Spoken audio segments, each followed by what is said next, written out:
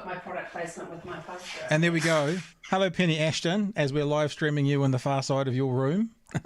Oh, okay. We're off. Woo-hoo! We're off and running.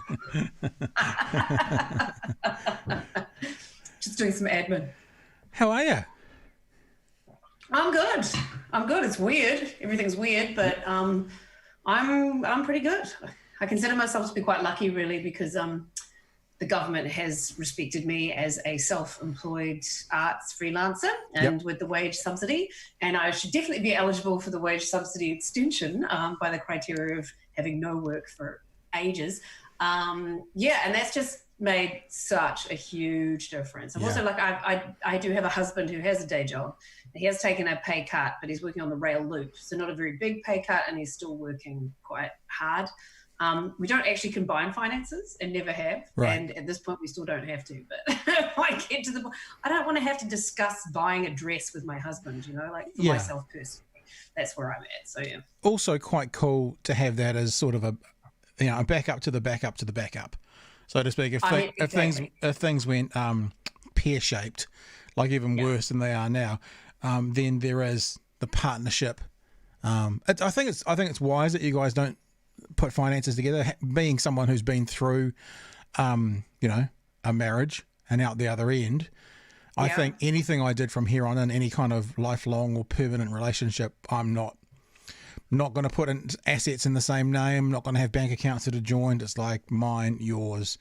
Because as sad as it sounds saying this, speaking to a marriage celebrant, there ain't no guarantees in life, No, there isn't, but that's what as a marriage celebrant, I'm a fan of divorce, because then you can get married again and we get more work. But more than that, the thing about, for me, for marriage is that marriage has changed so much. You can get divorced now.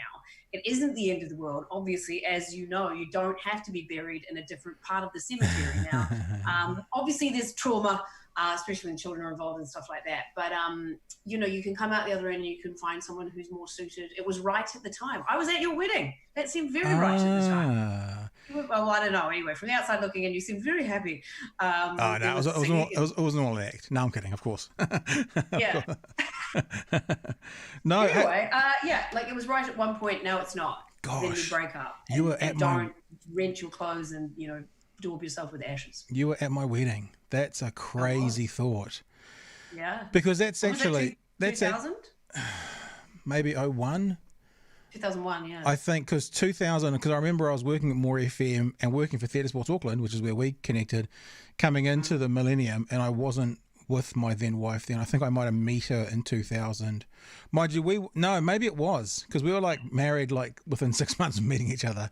So maybe it was 2000. Was that anything to do with your faith? No, nothing really. No, it was more, in fact, people know I dig on the religion at the best of times. And I thought what worked well was actually removing the religion from the conversation.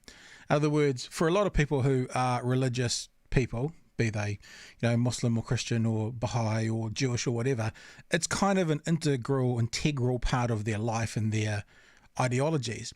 So if you can remove that from a relationship and go, hey, we still work, then to me, it just adds to it. It comes in and adds to it because it's a big part of it, which is it. So I try to do that as much as possible because you know what freaking kooky Christians are like, man. They're like, oh, this is beset by the Lord and he wants us. And I'm just like, I'm not into that kind of shit. It's like I'm a fairly logical, fairly Occam's razor type guy, and it's not what I do. So I never have. So no, I don't think so. I think it was, for us, well, I guess I'm always careful just to talk about me. I think for me, it felt like, it was a good time to do it. But it was probably 27, 28. Right, okay. Things seemed to line up. Lifestyles and ideologies and directions and all that kind of stuff seemed to line up. And I just think it was more of a why mess around. We had some people that we did counselling and stuff with before, and they sort of were concerned it was going so quickly. But by the time we did a whole bunch of stuff with them, came in and said, yeah, no, why not? So yeah, it wasn't quite that whole, people get into religion and then they have to connect super quick for other reasons. It was nothing to do with that. Well, at least from my side, it was nothing to do with that. Right. Okay. Yeah. I mean, for me, it had to be really right. Like I had to have lived with someone for years. Like I've been exposed to some relationships that should not have gotten married, you know, that sort of stuff. And so just watching that from the outside, just going, I am never doing that. So I am living with someone for years and years and years. And that's what happened. You know, we've been together now for 10 years, which is like, whoa. But we got married. I was 40, what was I, 40, what am I now? I'm 46. So I was 42 when we got married. And I was fine with that. Yeah, like I didn't want to get married when the time came. It was funny. We've had very few fights. But one of them was like, do you want to get married? Yes, you do. Well, then can we get on with it? Like, you know, it wasn't like, and I hated being, you know, like this woman. It's like, hey, I want you to propose to me. Because I wanted that, which is ridiculous because I'm so feminist. But it was like, if you don't want to get married, that's totally cool. But if you do, what are we waiting for? You know, and turns out he was waiting because we went to, sounds really twatty, but we went to Paris and he'd had it in his head as soon as we were going to Paris, that's where he was going to, and I was like, and I don't want to get engaged in Paris because it's cliche, but then he did and it was quite nice. As a marriage celebrant, obviously you have many facets to your, bow. I think I'm mixing metaphors there, aren't I? You are, but that's fine. That's fine. You know what I'm talking about. And one of them being marriage celebrant, along with performer and all that kind of stuff as well, which we'll get into. Do you have a lot of time with a couple before they get married? Like, do you get to know them or is it more of a, not to belittle the job, but is it more of sort of an administration type job? It's both of those things.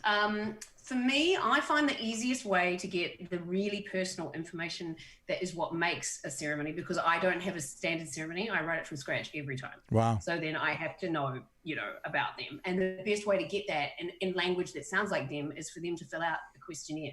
So I do have this big questionnaire. It's about 30 questions. And it's got things as simple as, you know, what colors are you wearing on the day to why are you getting married? You know, and stuff like this. And people sort of, a lot of the amount of people that have gone, oh, yeah, why are we getting married? So it goes like, why are you getting married? How did you meet? What attracted you to each other? What do you love about each other? Specifically, hopes and dreams for the future. What irritates you about the other person? What do you hope your children might inherit from them? If you don't want children, like where do you want to travel to? All this sort of stuff. And then, and also like what their favorite movies and music are. Right. And then I'll take little quotes of like, say, if you like the Rolling Stones, I'll put little Rolling Stones quotes all the way through the ceremony and, you know, and stuff like this. So I do get to know them, but it is definitely an admin aspect to it too. But if I didn't, it would be very short because, as I say, I write it from scratch every time. It has a formula, especially by now that I've done quite so many, but it's always original content. So do you ever... You've kind of alluded to this, but I guess I'm looking to extrapolate on it a bit. Do you ever get together with a couple and go, holy crap, this is not right? Do you know what? Hardly ever. Right. Like one wedding once, I was like, what is going on? And I was talking to the photographer at the wedding and I was like, do you know these guys? And he was like, nope. We were both just like, what is happening? And that was the weirdest thing. But like, other than that, like there was one that I turned up for a wedding meeting and they'd forgot that I was coming and they were in the middle of a screaming match. Oh, wow. And she stormed out. And then they contacted me in a few months later going, oh, we are getting married again. And I was like, I'm fine, thank you. I think I might be busy, you know, which is maybe, you know, obviously people can fight. But it was like, okay, no, I don't think I need this in my life.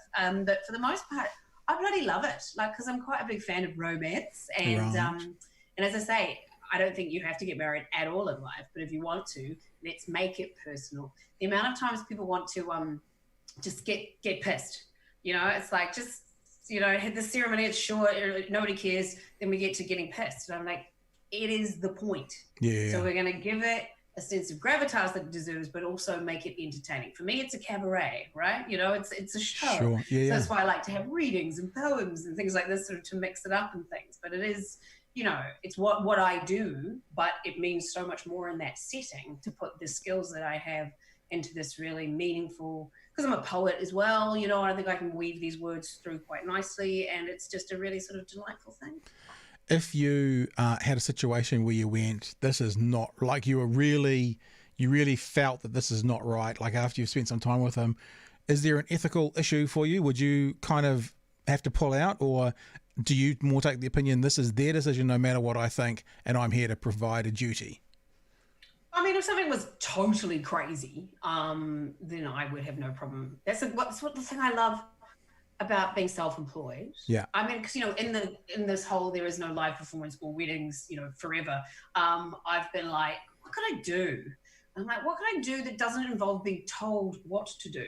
Because I am very bad at being told what to do. You can ask my parents, certain teachers, very, very bad. And so if I don't want to marry you, I won't, I'm not going to do that. But I haven't been in that situation. Like, everybody's charming in there. Because I like people. That's one thing I think I'm quite good at, because I like asking questions. Like, so why did you do this? And and I like hearing about how they met and the proposal stories and all that sort of stuff. So I generally find something interesting that I enjoy about everybody that I like this. And it's actually quite amazing when you think about it, that I am not blowing smoke up everybody's ass out there, that there's been nobody that I've gone, what a pack of dicks. So that's good. Well, you would hope that after they get to that point of going, let's commit to each other for the rest of our lives, that then they are the experts in that. They are the ones that have figured it out, and they are the ones who are going, yes. So you would hope that would be the case, at least. Yeah, I mean, sometimes you sort of think, I think that maybe you've done this a bit quickly, and things like that, but not horror shows or anything like that. And I know that there's been some divorces, so that's, well, like, I know one couple, they got divorced like 7 months later. Wow. Someone ran off with someone who was at the wedding. Wow. Things like this. Holy I mackerel. know. So there's definitely been things like that happen, but, c'est la vie. I usually, it's funny, when I first started, I've got this couple who are friends. I civilly unionned them first, and then I married them. And they're really good friends now. Like, I hung around at the reception. It was the second civil union I did. And we just got on like a house on fire. That was in 2006, I think. 2006 that happened. And then ever since then, I haven't stayed at weddings, because they were like, do you want to stay? And it's like, no, I'll be a spare prick at the wedding, sort of thing. So I go. So that's one thing that's changed. But some people that I meet, particularly a lot of the time, the same-sex marriages, because I'm a bit of a fag hag when it comes down to it. I'm like, I just want to be your friend for the rest of your life, but that's weird. So then I go. It feels almost a bit like being your mates with your doctor or something, like that role of celebrant, or yeah. And it is, people put a lot of like, what you do is amazing. I've had these incredibly effusive references, which is delightful, but it's like your midwife, right? Yeah. Your midwife, I imagine, because they're children, but they would be like, this is just this immense, as a moment when you bring a life into the world, and this is the conduit that's done that.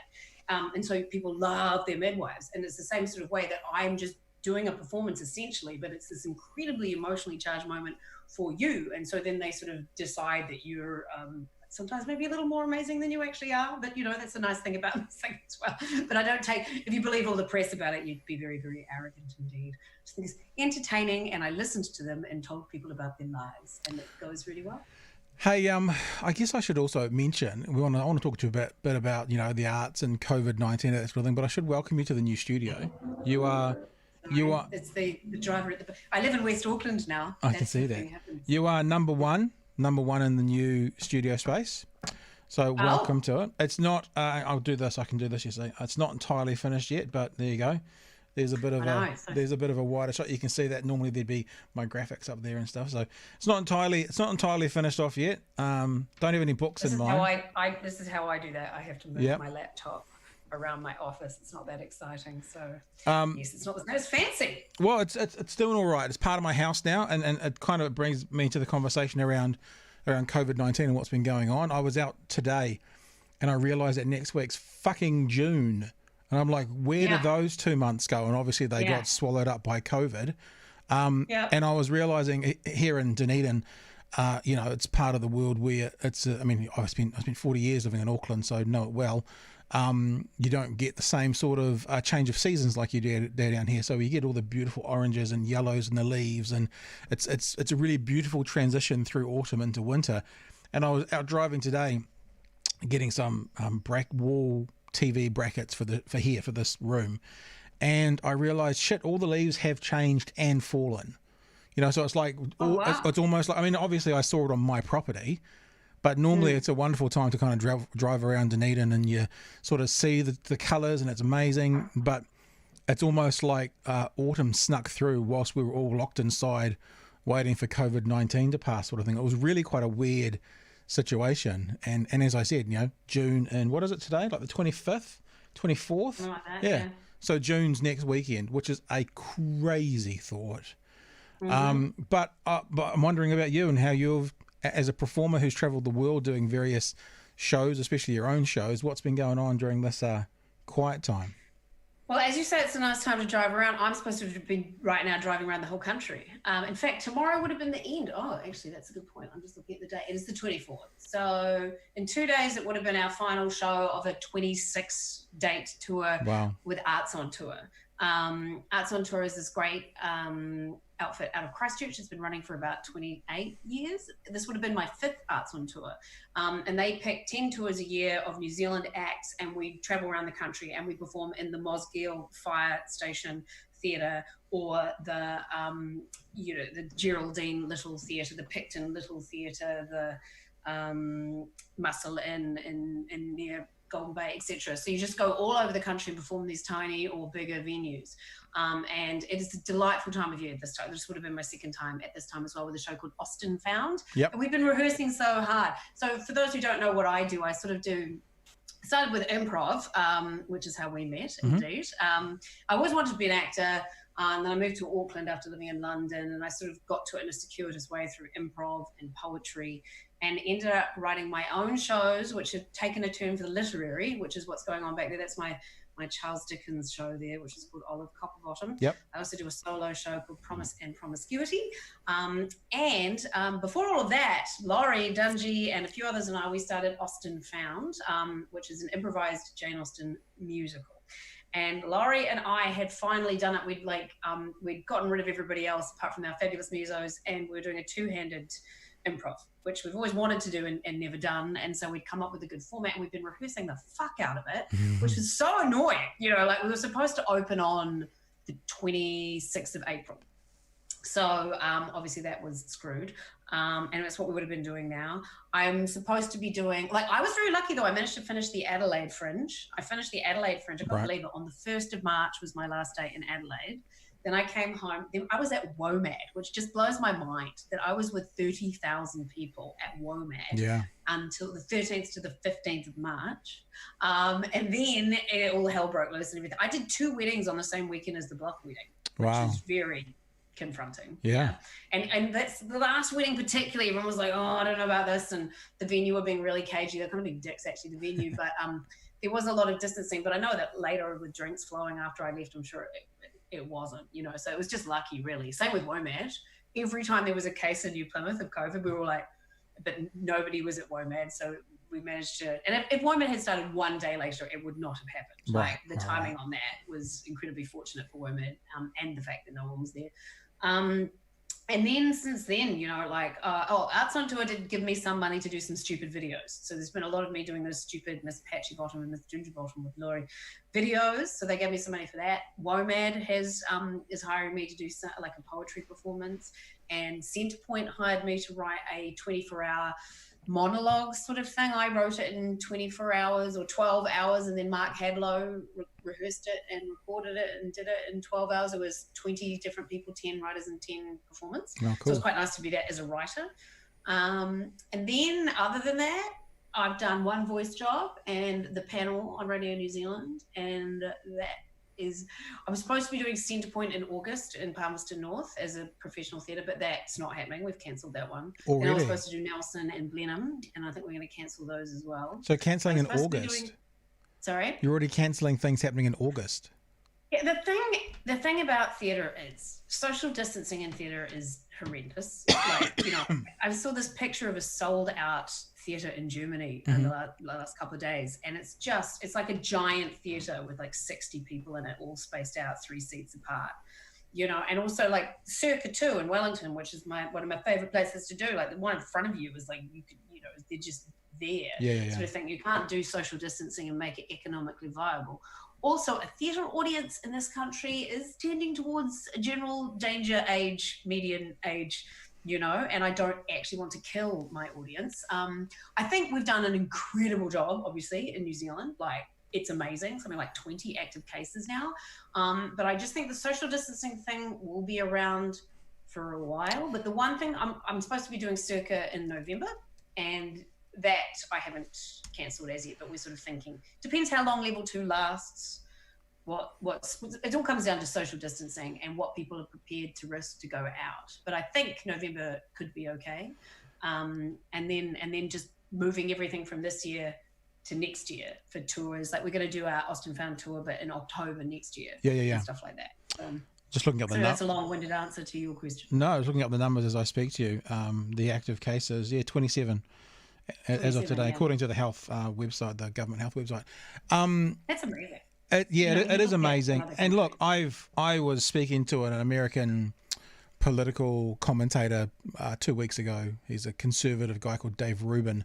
I had him on, and he was like, all in all, it was a pretty good result for here for COVID-19. And I'm just like, what are you talking about? I'm like, your population makes up less than 5% of the world, yet you've got something like 40% of the world's cases at the moment. How can anyone say that that's a good result? And then you look to us. What did he say? Oh, nothing. Of course, he said nothing. He had some talking points, and he was putting them out there. And you know this from doing commentary and that kind of stuff. As soon as you kind of poke the bear a little bit after they've made their talking point, there's not often very, very much behind it. Yeah. To say that the fact you've got so many positive cases is a triumph of testing is like I know. The cognitive. It's just astonishing. So that's one thing. I was getting very annoyed with people in hospitality complaining. It was that possibility of one more week in level 3 before we went to level 2. And somebody in hospitality said, we are the very last industry that anyone's thought of. And I thought, what? Fuck you, buddy. Yeah. Fuck you.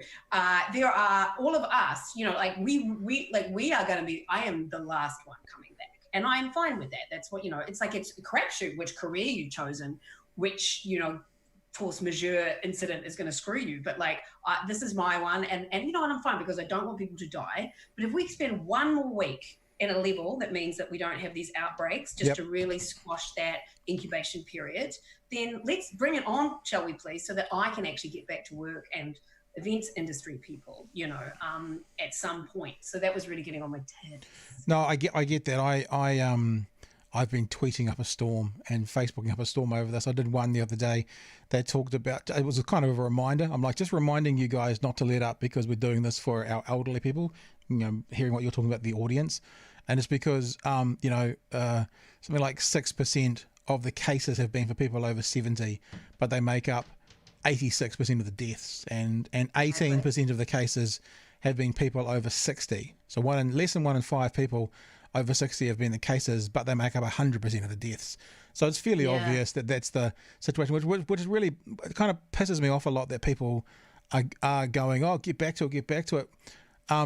Because especially, and to be honest, talking back about religion, churches are really arsing me off at the moment as well, making this thing, because they're the people who should be going, you look after the widows and orphans and the least of these, you look after the vulnerable. That should be the driving factor, not, I want to get back to my building, So that's been fucking me off, something chronic.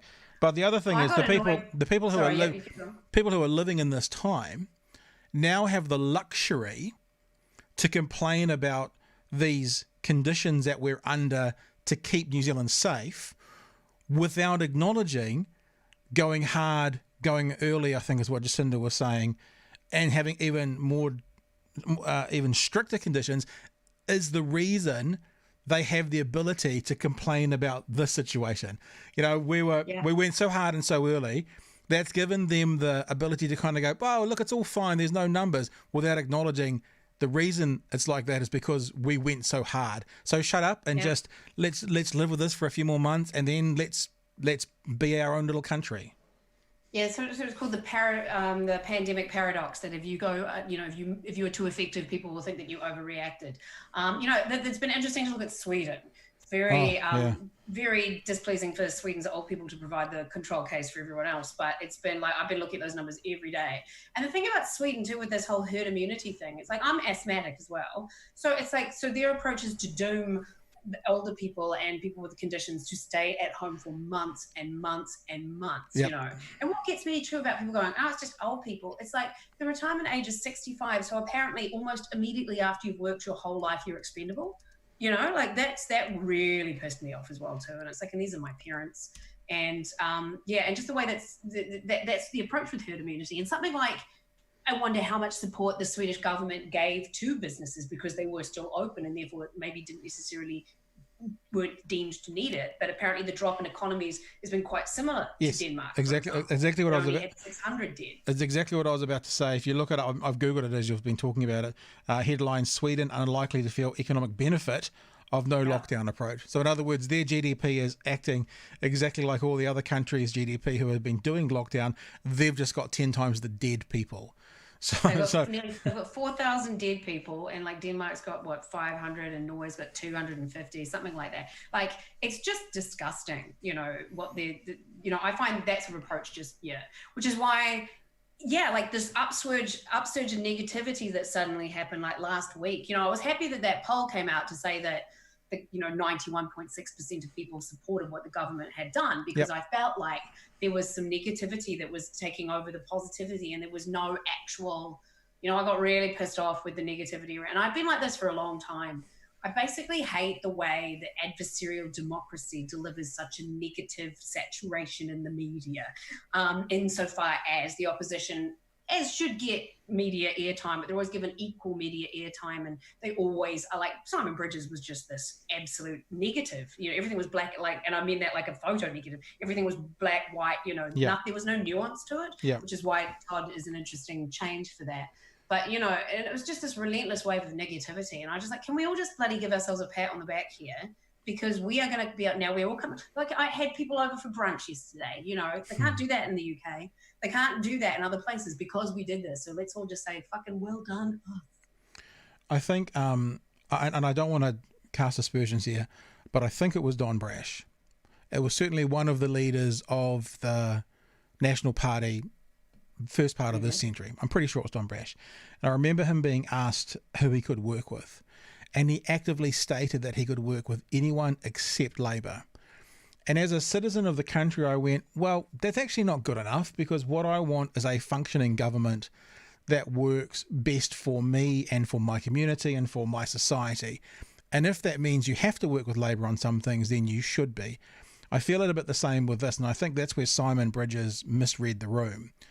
What I think, and this is interesting to see if Todd Muller does this, is that the opposition at the moment should be supporting this government in helping and getting through the things that are needed, while still being those checks and balances, where it says all Simon seemed to do was doing the checks and balances.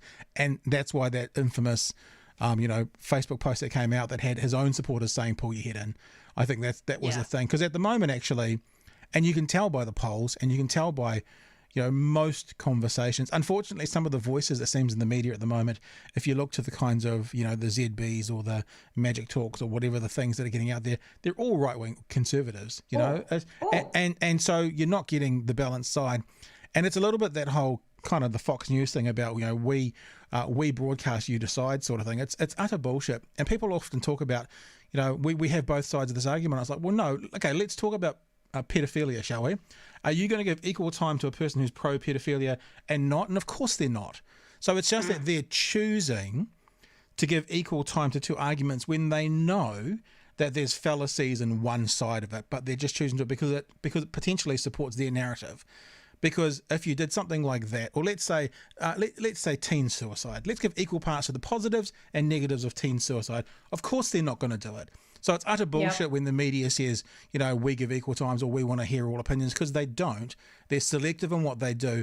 And when you have the Mike Hosking or the Mark, whatever his name is, on the AM show, or the Sean Plunkett's or the whatever, then they get to bring their perspective across and give equal time to both sides, when actually at the moment there's not an equality to the opinion of the country.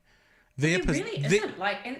There is, John Campbell, obviously, and Stephen Sharp is definitely a lot more left-leaning than, and the project's pretty left-leaning when it comes down to it. But particularly in the radio, there's radio in New Zealand.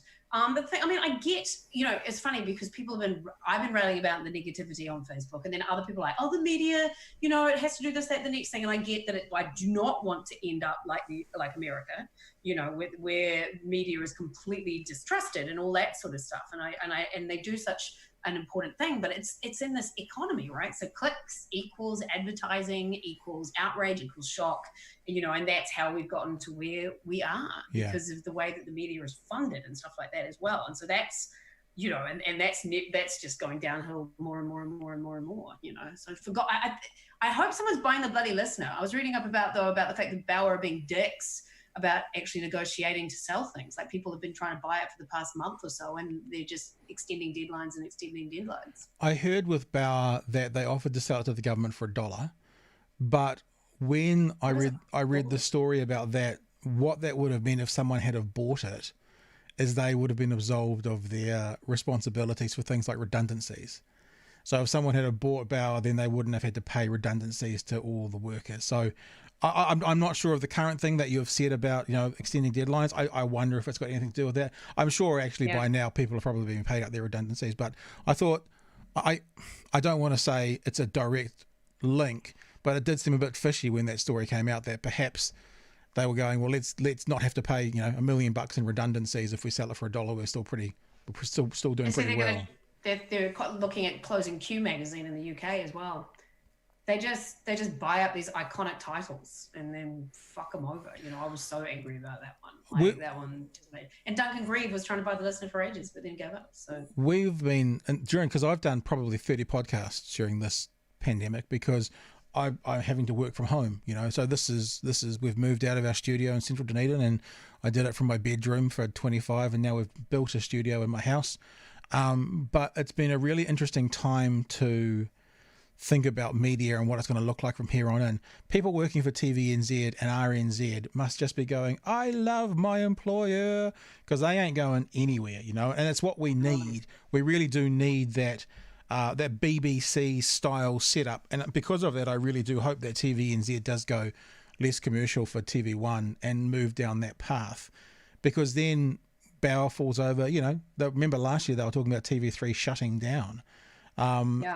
Which is, I can see, Jesse did that big rant about, because TVNZ is the bigger player. They do have the funding. They do have a bigger platform and therefore attract more advertising. And if it was truly, a government funded situation like RNZ is, and there would be less competition for the advertising, I could sort of see his point around that, but, so that would be really great if the government would invest in that. And it obviously was looking into that. But now, there's been a bit of a lolly scramble in different ways, and I don't mean that derogatorily, unlike Cameron Baggery. But anyway, it's that's his name, isn't it, Cameron? Yeah, he's just like, what is, anyway. I don't think, that's going to be put on the back burner now, I would say, a big broadcasting situation. Unfortunately, that rant from Jesse, he was the wrong person to deliver it. Because whilst he was... Radio New Zealand, dude. Yeah, whilst he was saying you need to support TV3 and get us by, he's also getting a paycheck from the government from a government entity on RNZ. So it's tricky, but I did agree with that point. But yes, it was kind of like, that's interesting. But he's sort of in the best of both worlds, definitely at this point in time. But I listen to Radio New Zealand all the time now. It's funny, I didn't used to. I think that's very normal, I imagine. I turned 30. I wasn't quite 30. I started doing the panel like 16 years, whenever it started, like 15 years ago, something like that. I started, and then I was like, I should probably listen to this radio station that I'm working on. And then went, I really like this radio station. And then I've just listened ever since, And then recently I ticked over to starting to listen to The Breeze.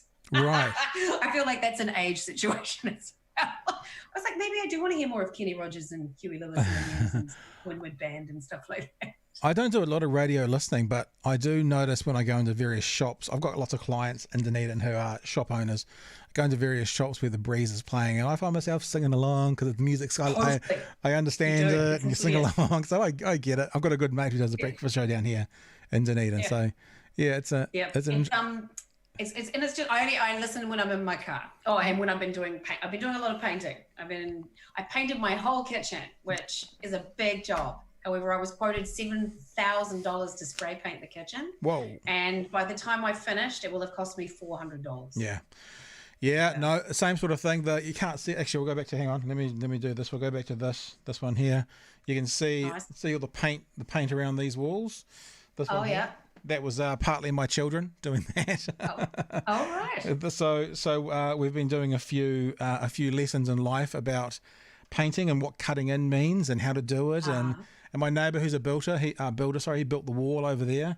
And Right. I've got I wish I could show you, but I normally when I do this kind of thing, I can then click into my internet and have that come up on the screen as well. But I found this company in Marlborough. I'm going to tell you who they are. You can look them up yourself later on. Anyone who's listening, called Paper Hands. Paper Hands is a wallpaper company, and they do like hand painted or stenciled wallpaper. And it is, I saw it and just fell in love with it. So I'm getting some wallpaper from them, which is going to go on the new wall, which is going to be the background for the second set. And yeah, it's Wow. same sort of thing. Is that, you know, what I've basically had to move out because I went. Likelihood is I had only ever did guests. I never did internet conversations. I had people in studio, so that was the reason for the studio. But I would guess for the rest of this year, 90 to 100% of what I'll be doing is like this across the internet. And probably for the next 12 months after that, it'll just give me the option to do it. So when it comes to rent and that sort of thing, I thought, well, yeah, totally. It just makes we were sense. supposed to paint the outside of our house. We bought a house March last year, which, you know, I have to thank my parents immensely for, because it would never have happened. I mean, I am the sort of thing, I know I'm lucky. I don't want to complain too much about things, but like I want to get back to work. But, you know, I'm immensely fortunate in my life. I've checked my privilege and I have some, and I would like to acknowledge that. Anyway, so we have a house and we were supposed to have painted it like now, but I had to cancel that, you know, because that was going to be like $8,000 or something. And I was just like, I have no idea when I'm doing any work again. So there will be no paint. I'm just sad because it really needs it. It's very thirsty, the weather boards, but you just have to be pragmatic about, you know, I seriously have no idea when I'm going to do anything, which is quite weird. It has gone really quickly too. It's funny. When you do the Edinburgh Fringe Festival, you do 24 shows in 26 days. Yep. It's epic. You know, you flyer for 2 hours every day. You do shitloads of admin. You angst a lot, all this sort of stuff. And you think at the beginning, holy shit, this will never end. And then it's over in a blink of an eye. And that's kind of how I felt about lockdown, actually. You're like, oh God, you know, like, but then it went really quickly. And again, I was very fortunate to have a bubble buddy who's delightful, in my husband. So we just had a very nice time. He actually developed gout during. I know he'd never had it before. I don't know if it's because he was being a bit more sedentary, but and that was quite painful for him. So it's actually been good, not good that he's got it, but that he was working from home. I'm going to say, so he's still working from home. Was he sailing the ocean? Draftsman. Was he sailing the ocean seas in the 1800s? Is that how he picked that up? Was it? He needs a little. It's what exactly. I know. It's just like, oh, it's all those muscles and port, and but you know, like apparently there's hereditary elements to it, and his father has had it before. Right. I would say he had a bit of a mild case from what I've heard from other people, but still, it was displeasing for him, to say the least. So as a through and through ex West Aucklander, whereabouts in West Auckland are you? Glendine. Right. That's next to Gleneden, isn't it? Is it Gleneden and then Glendine, something like that? Yeah. Towards Kelston. Kelston. I had no idea where Glendine was. By Kelston. Next to Kelston. It's next to Teatatu. Yeah, between Teatatu South and Gleneden and Henderson. Yeah, do you know where the big roundabout, the BP roundabout is? Yep. Just near there. Oh, very good. And that's the first house. And how's it being a house owner? How's it being a house owner with the COVID condition? Has everything been okay? What do you mean COVID condition? Well, you know, the situation at the moment, less of income, paying bills, having a mortgage now. How's it all been? Yeah, it's been absolutely fine. Again, as I said, I'm lucky with my parents' help. So, and also the husband with the job. Yeah, like our mortgage is not crazy, and yeah, it's been completely fine. So we've been really lucky. Matt saved heaps of money, right? Because he's not buying his lunches every day, so he's sort of paying off more. We have some high purchase things like a floor in the house that was interest-free flooring, you know. But thankfully, if he hadn't, I used to encourage him because he is very funny. He is a very funny stand-up sort of poet, comedian as well. But he's just not cut out for the hustle. Just not in the slightest cut out for that. So, which used to really frustrate me. I was like, you know, you should give up and we can travel and tour together and it'll be fine. And I've never been more thrilled that he did not follow his script. It's just like, holy shit. So yeah, he's still beavering away. He's a building services draftsman for the rail loop. So he's been, so he does the drafting of the stations and stuff. That feels like about as far away from a kind of comedic performer as you could get. the title of that job. Yeah, and it's quite funny too. They have something called Construction Rocks every year, which is a battle of the bands for the construction company. Oh yeah. And he MCs it, and he's really, and so he's been doing it. He's done that for like 5 years in a row. They get him to MC that, so that's the combining of his two worlds. But yeah, and he's a poet, and he used to be a host of Poetry Live, which was the weekly poetry event in Auckland and stuff. But he just didn't like, he doesn't like the FOMO of wondering why no one's coming to his show. Which was like, yeah, you really better quit now because that's just constant. Why aren't they at my show? And just like, why is no one coming? And like poetry's not cool. Some people are, but generally what we do, they didn't really. You found that all quite hard. It's shit that I've just sort of become a little bit inured to, but yet not really. It can get to you sometimes. Well, with you, you think about poetry in New Zealand and you think about some quite big names, but when you say it's not cool, with your hot pink persona, you add an element of coolness to it, surely. You would like, it can be tricky, like in the comedy industry, and stuff like this. Like, there's not necessarily a lot of respect for poetry within comedy, and and like within the media, sometimes who they pay attention to a lot of the time for, like, particularly with the comedy industry. All these hot new young things coming through constantly, all this sort of stuff. And, and that's cool, but you just sort of, sometimes you just get a bit frustrated, which is why I have always sort of done my own thing. Like if I waited for, television work or anything like that, I would be very poor in the gutter right now. But because I diversified into these shows, I discovered an audience that really likes them, even if I'm not well known exactly. I have this level that sometimes people might go, do I know you? That happens a bit. And, I'm like, oh, and they're like, did we go to school together? We're like, oh, I do. So, no, I don't think it's that. It's like, that's where I'm not at all well known, but some people know who I am. So, but I've just managed to eke out an existence. And I used to get more annoyed by that. Was it John? I don't remember, somebody said, real life is what happens when you're making other plans. And when I realized that my real life of traveling around the world doing shows and festivals, and performing full time and not having had a day job for 20 years is pretty fucking good, actually. I'm all right with it, how I've carved my own path, basically. You're I'm thinking about the performing side of things. The show that you were going to bring around, which obviously you still are, which is an improv show. It reminds me, I'm sure you were involved. Did you do Exfolios back in the day? Yeah. So for people who don't know, that's what I was going to ask you. I don't want to get like into jargon, but we'll explain what it is. The idea of a game in theatre sports or an improv comedy, or improv actually, because I remember when we did that show, one of the best shows was a really dark and ominous one. It wasn't comedic at all. It was Macbeth-esque, wasn't it? Yeah, something like that.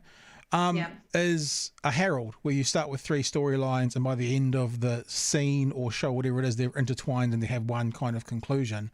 And we did a show in the comedy festival called Exfolios, was Shakespearean, and people come along thinking it's going to be hilarious and stuff, and a lot of the time it is. But I still can remember the best show there that I enjoyed most of all was really dark. And when you've got improvisers who are also lighting technicians and stuff, and they can just set the scene, it was a very, very different way to see improvised theatre. It's hard not to say improvise without putting the word comedy on the end, but improvised theatre.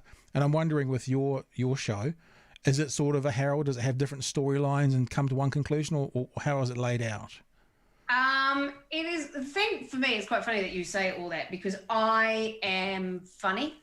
It is what I do, and it's what I like doing. So I do like to have different moments and like genuine moments of connection and stuff like that, absolutely. But I also do like the laughs. Yeah. So, like I'm sort of like definitely, because it is funny, there is a big movement in improv. There's a lot of sort of what I consider to be a little bit overly earnest sometimes. I'm not saying what we were doing, but that can be an element to improv and stuff as well. But the way it was with when we had a big group, there was like 4 or 5 people in Austin Found. We just got a title from the audience, and the way that we did that is we had one of the deadly sins, 7 deadly sins in a hat. Somebody would pluck one of those out and say they got greed. We'd get another word starting with G from the audience. We'd had gluttony and gout. We'd had pride and pudding, sloth and senility. So these are all the titles. And then we would go, the first scene would relate to the first word. Right. The second scene would relate to the second word. Yeah. And then we would go with no particular direction. There was always a dance in a ball. There was always a ball scene with a dance that we'd choreographed. And there was always a church service, because when you're in a church, we always did the sing in one voice hymn, which was just like, Lord, because we're all trying to anticipate what each other's going to say and sing and follow the vicar at the same time. So that was always very stupid and highly entertaining. With the two-hander version, it's got a bit more of a story structure already in place, right? But we improvise within that structure. And what we got so sick of those bloody sins, because we've done it so many times, that we now have a complete works of Jane Austen's, that we go get a number from the audience, flip to that page, go top, middle, or bottom, and then pick a particularly Austen word out, and then add, again, another word starting with that sort of thing from the audience. So, like, we've had gratuitousness and graciousness, and gracious and gratuity. Sort of the most Austen-sounding version of that, and then first scene, first word, second scene, second word, and then off we go, basically. And then improvising the songs is fun too. Like, particularly, we've done quite a lot of work on the improv songs. Laurie and I they each had quite a strong structure that we improvised within again. So that sounded very, very fancy, being able to do all these like bridges and choruses and pre-bridges and stuff like that we were singing away and doing. I love Laurie. Laurie is so funny, but she probably won't watch this because it involves technology. And sometimes she just forgets things. And it's just, it can be so wildly infuriating on stage, but the audience fucking loves it because they're like, ah, ha, ha, ha, she's forgotten your name, or, and stuff like that. And it's been fun doing all that sort of stuff. I was just teaching my kids the other day. One of the things I love about technology is being able to show them, experience with them, kind of discovering some of the things that I grew up with and that I was involved with, or that I enjoyed. The classic example is, funny, you keep talking about Austen. The last weekend they were with me, we did all 3 Austin Powers movies, just because we could. But I talked to them about corpsing.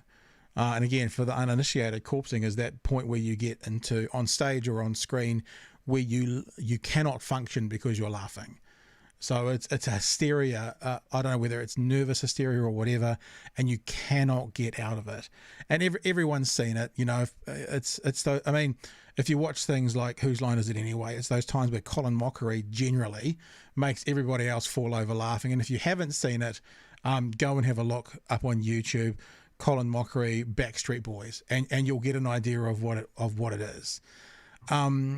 But yeah, I remember doing a show at the university, Cloud 9, Carol Churchill play, and I played a 6-year-old girl. Carol Churchill's got a pretty common practice that she reverses roles quite a lot. Men playing women, women playing men, big people playing little people, little people playing big. So I was a 6-year-old girl. And again, it's funny. I was just going to jump back one saying, when I said I enjoyed that Exfolios most of all, I don't know if the audience enjoyed it. Like, if someone had seen all of them, they may not have found that their most satisfying. But I know, like yourself, like, it's normally funny, oh, dark and ominous, funny. So it was the one I kind of enjoyed most of all. And we had a night of corpsing where it just went, it was awful. When it comes from a professional perspective, it was an awful show. But when it comes from the those of us performing in it, it was the best show because there was several characters at several different stages just losing it for no real reason. And thankfully we had a director who at the end of the night was like, okay, it was pretty funny, but it was a oncer.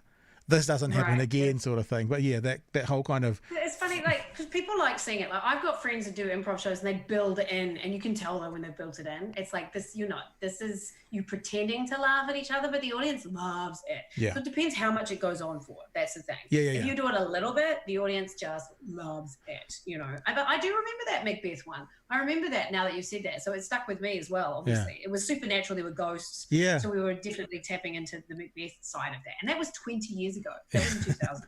And there was lots of dark lighting and ominous sounds. It was just, I don't know. Not to get too kind of in-house talking about the past, but it's an interesting time. It was an interesting time, and I was working in radio at the time, and so a lot of your live radio is kind of improvised. Yes, you have a structure, and what people didn't seem to realise, thankfully for us, about theatre sports, about what was theatre sports now, improvised comedy or whatever it is now, is there's quite a good structure to the games. So even though what you're doing on stage may be improvised, you kind of know the direction you're going in. So the audience don't realise that you really know the direction you're going in, which means you only really have to perform like you don't have to be half as clever, because you know the direction you're going. You just got to come up with the content, and that was a bit the same in radio. It was like there's always structure. You know what you're doing, but the content was more improvised. And it was a fun time, actually. It was a fun time working around that kind of world of creating content on the spot. The thing about with improv too, it's like when kids start doing improv at school, I remember this, it's like the aliens land and we all go off and we do this and it's all crazy. And I did a workshop with someone called Keith Johnstone, who actually invented theatre sports. Wow. I didn't know who he was. Hilarious. He's very famous in the world of theatre sports. He came to New Zealand and did this workshop, and I was like, I'll do that. And he said these two things that no one had ever said to me before, which was like a light bulb turning on as far as improv was concerned. He said, don't try and be funny. Just invest in the characters and in the story and tell a story, and then the comedy will come. And give the audience what they expect. Don't be overly original. Like boy meets girl, they fall in love. Yeah. Boy meets girl, alien does not land, and a dinosaur does not eat the girl. It's just like just give you present the characters.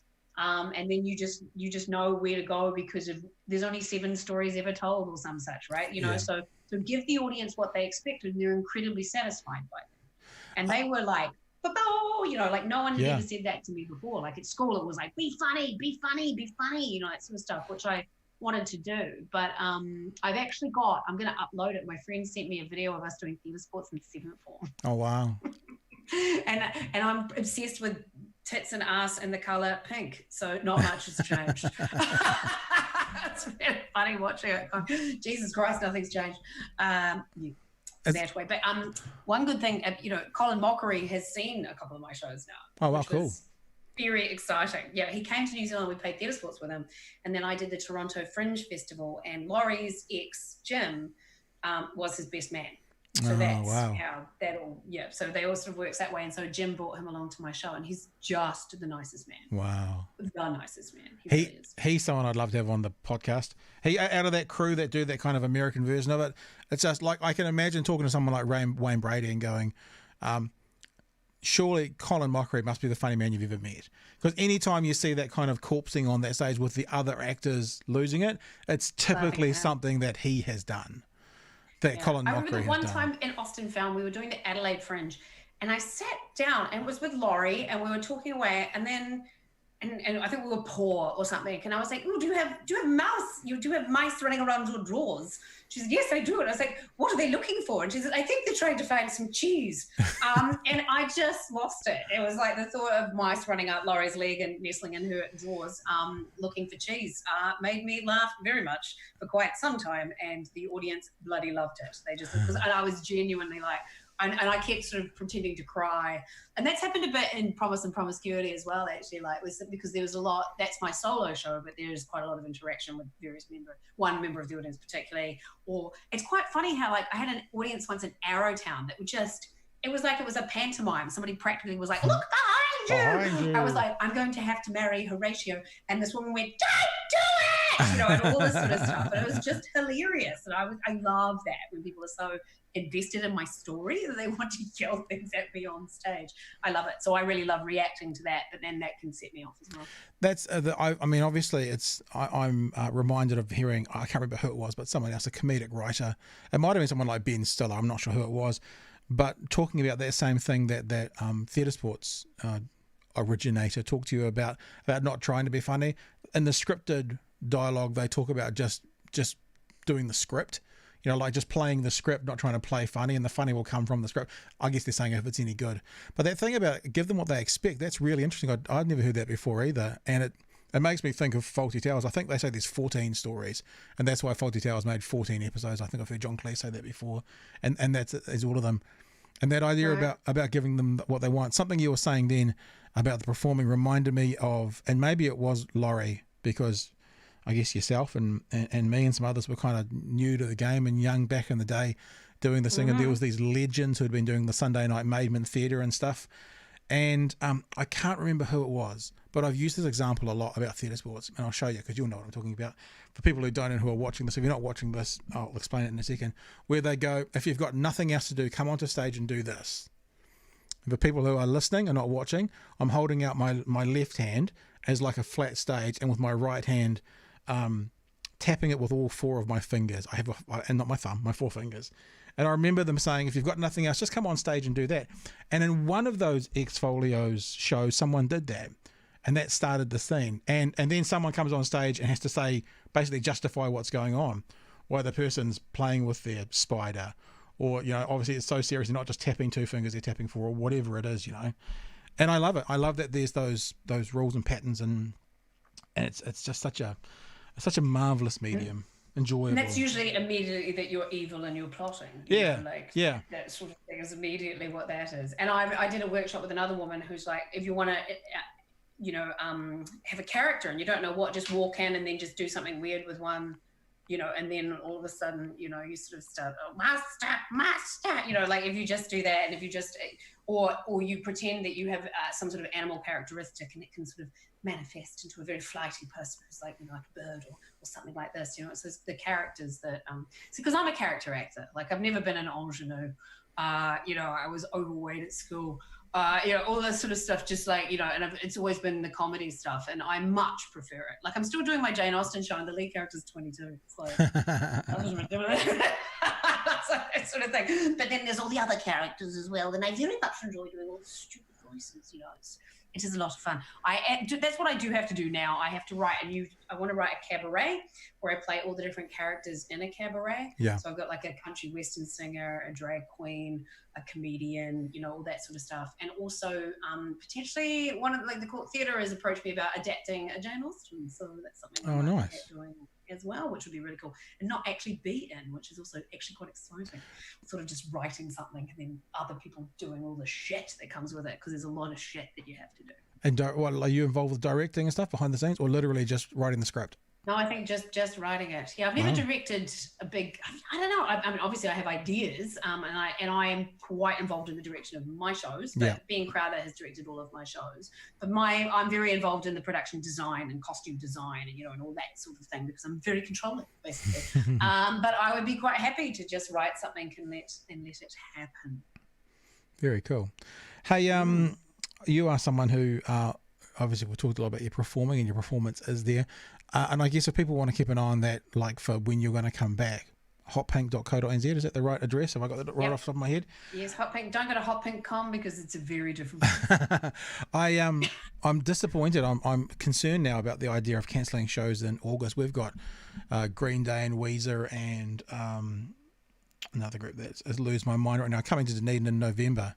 And I've already got the tickets booked for them, for me and the 3 kids. And so I'm just... For me, that will be more about the fact that they will probably still have to quarantine. America is a shit show, like that's the thing, it's better for me to be able to go around the country. But yeah, we had Violent Femmes tickets and the East Pointers, who are a great folksy band from Canada. Yeah. Weezer is one of the best concerts I ever went to. I went to the one where they played the whole Blue album. Wow. And it was amazing. Well, I'm just hoping, I don't know, maybe, I was thinking, I mean, I'm not, we've already talked about how well we're doing as a country, and I don't want to kind of screw it around, but I wonder if there's a way they can do if a group came in, could they be isolated to themselves and no one goes near them ever, and they just stay on probably not, but. No, I just think they can't, right? Yeah. A hotel worker, they can't, they got to eat, they got to travel. And I just think that we've done all of this work, I think it's going to be genuinely insular. It's going to be a very insular country for a couple of years. I wonder if they did an Elton John, because Elton John basically comes in from pneumonia, my ass, Elton John. Yeah, true. I didn't think about that. I do. But he'd come into New Zealand from Sydney, land, players get up and get back on the plane and go out again. Anyway, I'm just trying to convince people that Green Day should still come to Dunedin at the end of this year. That's all I'm trying to figure out. But I was going to say, the other thing you've talked about is RNZ and sort of commentary there. So you do, and we've talked a bit about, the orange orangutan in America. So you do have your finger kind of a little bit in that world of what's going on politically in the news world. What do you think of Todd Muller? I want to say Muller. Yeah, I think it's Muller or Muller. That's true. I love that we don't actually know his name. As an ardent, quite hard out lefty, I wanted Simon Bridges to reign forever because he just you know, it's so funny. It's like he just came across so appallingly badly. He's obviously not a stupid man. Like, you know, you can't be a crown prostitute, you know, and get to that point. And, you know, I'm not one of these people that's like, right-wing people are stupid. You know, and I think he was a decent human being as well, you know, but he just had, in fact, Toby Manhire said he totally misread the Zoom, which I quite liked for this point in time. He really did. It was astonishing how badly he had his tone that way. So Todd Muller, I don't know, like, there's been a lot of chitty chat about his MAGA hat, and he's got his Hillary Clinton badges.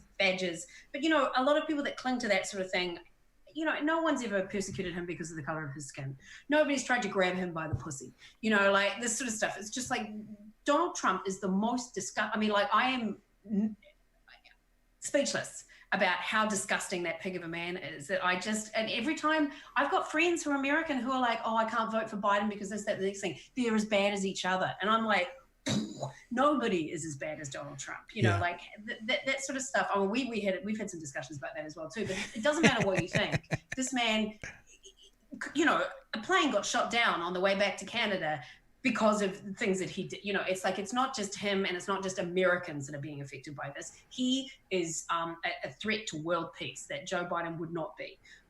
So anyway, so to have that hat for that is, to me, but I'm not as scandalized by that as a lot of other people. His fundamentalist Roman Catholic ways getting in the way of progressive legislation is the thing that bothers me the most about him. I think he's going to be a lot, like he was immediately a lot more personable, his tone was better. Saying things like, I don't believe in opposition for opposition's sake is something that we're all looking for, because that was the thing that was driving us all crazy with Simon Bridges.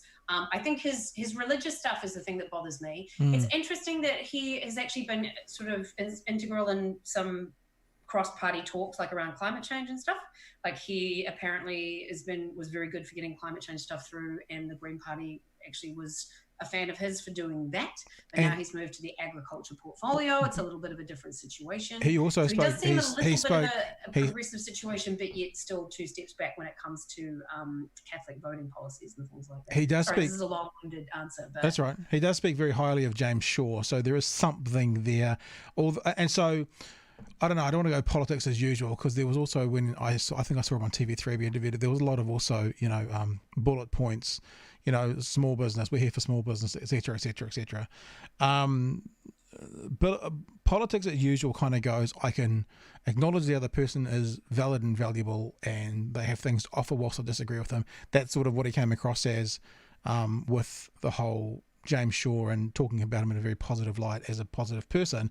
Whether that translates into, you know, something, I just think that at the moment that the Labour in particular, but let's say the left, is on such an upswing after the country, and obviously the outliers are the people complaining about this, our lockdown, because they're on such an upswing in the popularity of them that I don't know if anyone can impact them or dent them. I think the best that National can hope for this time around is that Labour doesn't get above 50%.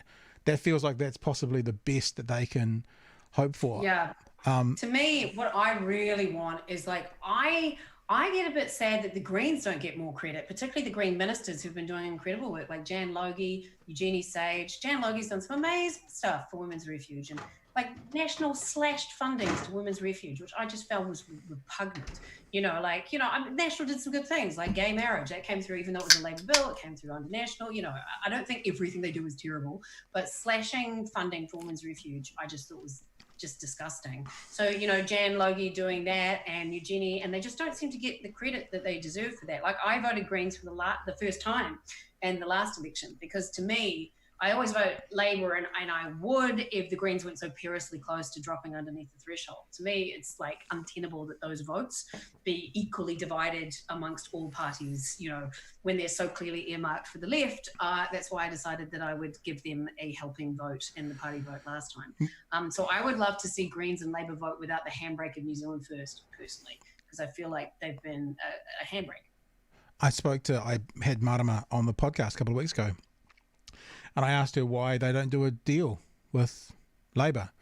Why don't they do a deal? And I don't want to pick any particular electorate, but, you know, here in Dunedin we have Minister of Health in North Dunedin. South Dunedin, there's Claire Curran, who's moving on. We've got a Green Party member as our mayor. that South Dunedin electorate could easily be, if Labor did a deal, they could do it there. And I actually know the person running for South Dunedin, so I don't want to make it sound like I think that's a viable option. I don't want to talk them down or out. But Marama's position was a very good percentage of the party would be, well, she didn't use these words because she's a professional and I'm not, would be really fucked off if we kind of played politics in that way, because that's not what we stand for. And I've been for a long time. The Greens are the one party, perhaps ACT on the other end, that you kind of go, they do stand by what they say and they don't move. I mean, whether you love or hate her, Sue Bradford is someone who never changed her position. It's a bit like the Bernie Sanders of the world, You can be sure that what she says in 1999, unless she gets new information, is the same as she says in 2002 or 2005 or 2013. Those are the ideologies they stick by. I don't know whether that's good, bad or indifferent, but that was the response. And when you see those polls coming up, putting Labor up around 60% and the Greens on 5.5, you go, well, it's you might not have a left-wing coalition after this election if things don't change a little bit. It might just be Labor versus a right-wing coalition. That might be all there is. Yeah, I know it is fascinating. Like with MMP, it is really interesting and looking at different voting, ways around the world. I'm pretty happy with MMP. It can get frustrating with the perennial wagging of the dog of Mr. Peters, but I think it is much more representative than what it was. And when you look at the absolute shit show in America, like their system's just like the gerrymandering is the thing that drives me crazy over there, and just the outright blatant corruption. But no, I'm happy that we have these different voices. I found it really interesting insofar as you're saying that the parties are true to their ideology with ACT when John Banks was there. Because he voted in favour of the gay marriage bill, and that must have killed him. And true. I loved that, because that was obviously, that's libertarianism. You do what feels right for you, and he must have just been hurting inside his soul. Well, that was the same as Rodney Hyde, although there's a big hole in this argument. When I interview Rodney Hyde, he'd always say, I always vote for what brings freedom. But I'm like, but sometimes when you bring freedom in one area, you by definition oppress another area. So how does that work? He couldn't ever answer that question necessarily. Right.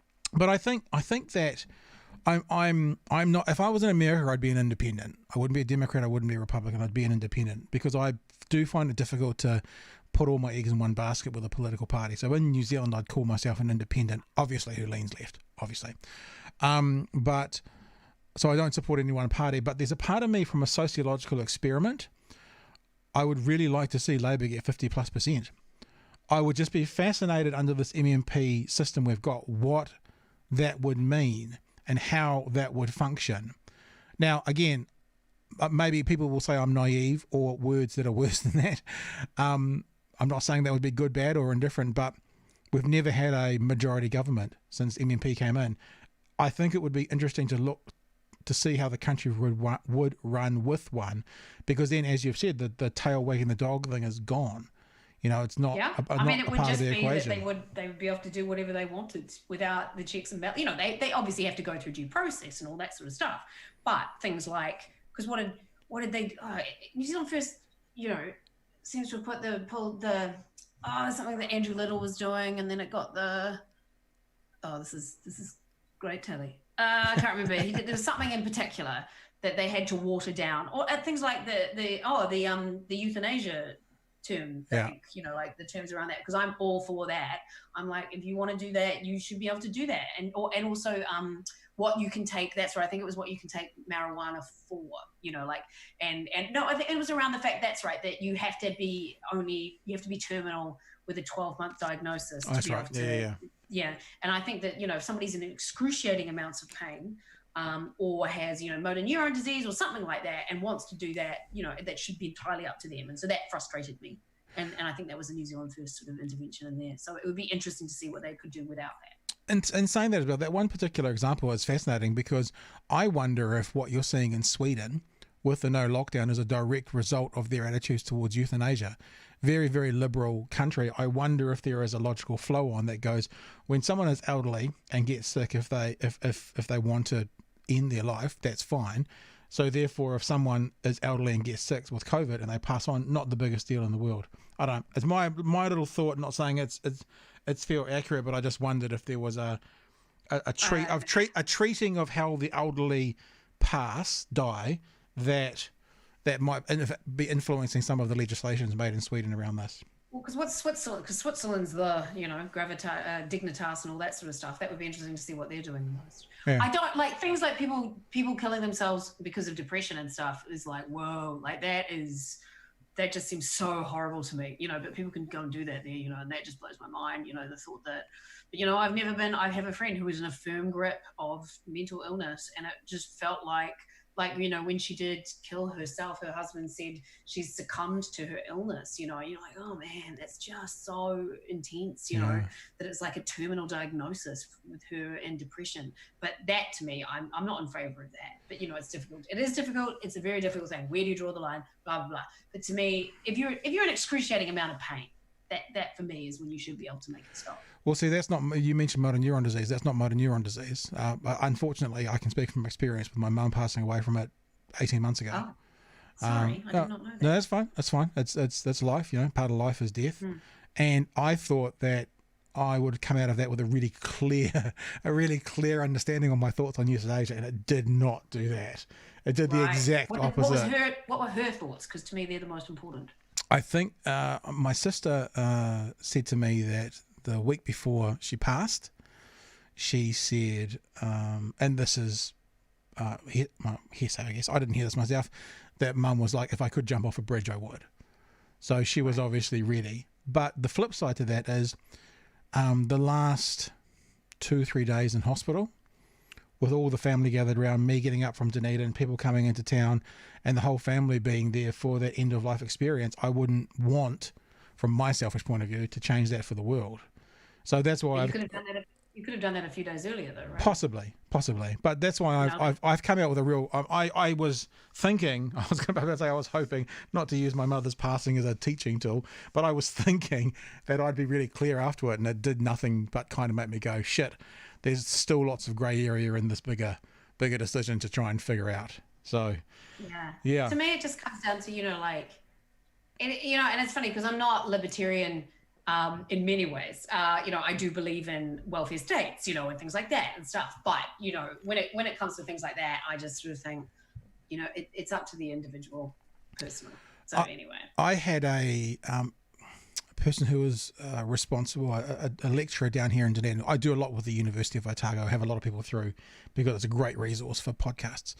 And she was end of life. That's her speciality. And she was one of the people who actually spoke out against the bill. And her position was what it meant or could mean and how the action could happen. So the person didn't need to, like, for example, inform their family. I'm obviously spitballing a little bit here. Maybe I'll put the link in this video. Other people can check it out. And she was like, family need to be involved with this. It wasn't that she was anti the idea of euthanasia. She was just saying that it was poorly written legislation. It was basically what she was saying. Right. And so that's why she put out public statement as a public academic in this area, speaking out against that euthanasia legislation, being that someone could literally just decide and not include their family in that decision at all and do it without that. I remember that being one of the examples she gave. But what I'll do is I'll link that podcast to this one on Facebook, and then if people want to, because I'm probably butchering it, but she wasn't, let me be clear, she wasn't anti-euthanasia. She was anti that bill and how poorly it was written, what it could lead to. That's what the position was. And I wonder if that was a case of it being done by committee, like who knows? What is it? A camel is a horse designed by committee? Isn't that the saying? Yes, exactly. Exactly. Hey, I probably should let you go. It's been a lovely chat, though. Yes, thanks. Yes, it's been, oh my gosh, it's been quite a long time. Yeah, this become... I got to do another coat on my kitchen pantry doors. I got a quote for $800 to do the pantry doors, and now I'm going to do it for about $200. So yeah. $600 of labour to do the pantry doors if it's going to cost you $200 of paint. So, well, I got bits of MDF from Mitre 10. I got the nice man to cut them for me. I've undercoated them. I've spackled one edge of each of them to make it look smoother for the edge of the door. And I've got someone from Builder's Crack coming around for $160 to hang them. So, because I was like, I've become very Rosie the Riveter about I'm doing lots of stuff, but I was like, oh, that's fraught with danger. For $160, I'll get someone to do that. Sort of thing. Yeah, I'm like tight ass because I'm A, am, and B, have to be at this point in time. So yeah, I'm like, how much? I'll do it myself. So there's been a lot of that going on. Well, it was nice to have a beer with you while you were here. I don't know if you noticed that. Me getting I've got my little. I did notice you were choosing. I have drunk got my so little much. got my little beer fridge down here. You see, ready to go. And was that Bombay stuff? Oh, no, something sitting on top. Oh, the top. This is brilliant. I'll tell you what. Okay, let me do a little advert. Here you go. Right. Do a little advert for this. This, if you haven't had it, is the best. It's called the Reed Single Malt Vodka. See that? It's beautiful. It is made by Cadrona Distillery, and when you pop it off, it smells like bananas. It's unbelievable. Okay. So it's called. I'm not really a spirits drinker. I like my wine, and many bottles have been consumed in the course of this lockdown. So in fact, we've just gone through like so many bottles, but so we just ran out of booze. It's like, right, let's not replenish our coffers and see how long until I start shaking and offering sexual services on the corner for a bottle of wine. So that'd have been you if you had been here. Would have got that one out. Right. So, you know, Haere mai, next time you're in Dunedin with Austin Found, you can come into the studio and come say good day. And we weren't booked into Dunedin, so sorry. Well, next time. Nobody booked us. Next time you come through. You know, last time you came through, I tried to help you. I tried to get you some more publicity and some more sales on the door and that kind of stuff, and some radio stuff. We'll get you sorted. It's always fun trying to get people out. Trying to get the word out is the tricky part, especially when people don't, know who you are to the same extent. That's the thing. It's the eternal dance, trying to get well enough known that people will come and see you without like getting too well known so that they can't get out of your business. Well, what about next year's Dunedin Fringe? That would work. Can't charge enough money at Fringe. Can you? No, not to make it like it's my life, it's my income. You know what I mean? Like it's a lot of work for $20 a ticket. I can't be doing that. 20, 25. I usually charge $35 now. Yep. And I'm very comfortable doing that, but in a Fringe, it's not quite right. Right. So that's more the exposing as many people to as much theatre and art as possible, so they can afford it. The prices have to be down. Fringe is fantastic, and it's a wonderful way for people to, go and see things for a good price, and also a really wonderful way to test out material. Yeah. I premiered Olive at the Auckland Fringe, Promise and Promiscuity at the Auckland Fringe. These are the wonderful launching grounds. But then from there on in, when you actually need to make some mortgage, to charge a little more. Well, if people want to find out when you're back in action, what do you expect? Do you expect there'll be any touring this year at all, or are you thinking next year is the likely scenario for you personally? I think next year is likely. Maybe Circa in Wellington in November, but I'm still not sure about that. Yep. So I'm not quite sure what I'm going to do. Like this wage extension, another 2 months, June, July. Then I'm not quite sure what's going to go from there. But I'm spending no money, so that money is lasting exceptionally well, sort of thing. So I'm just eternally grateful that this government cares about the arts and has included us in this, unlike some of the Australian, even I think some of the Australia's changing its policies now, but the gig economy in Australia has been completely ignored. People have worked for somewhere for less than 12 months and stuff. It does feel a bit like that with the Labor government when Auntie Helen was in, and she was the Minister of Arts, and I remember there was what we used to call the dole back in the day, but there was an artist's benefit as well, which was basically the dole, but people were acknowledged that they're trying to create their art on this as opposed to going out and doing labouring jobs, and that got canned by National. Scheme. And then yeah. I had some terse words with Stephen Franks on the panel, who suggested that we should all go on and pick fruit, which there is absolutely nothing wrong with doing. Get that out there right now. But it was just that he was talking about the wage subsidy. He thought the wage subsidy was all well and good, but maybe we should all be going to pick fruit and stuff. So it was like good ones. He said, but he had to go and do his work on his farm. Hotpink.co.nz is the place to go. Yeah. Hey, hotpink.co.nz or hotpink Penny Ashton on Facebook, at Penny Pink on Twitter, and Pinash on Instagram. And we'll put it'll all be up on our Facebook page, all those links and stuff as well. And geez, man, thanks for wasting an hour of time with us. That's right. I was waiting for that coat to dry. I got changed and I washed the paint off my hands, and so now I shall go back and look like a homeless person.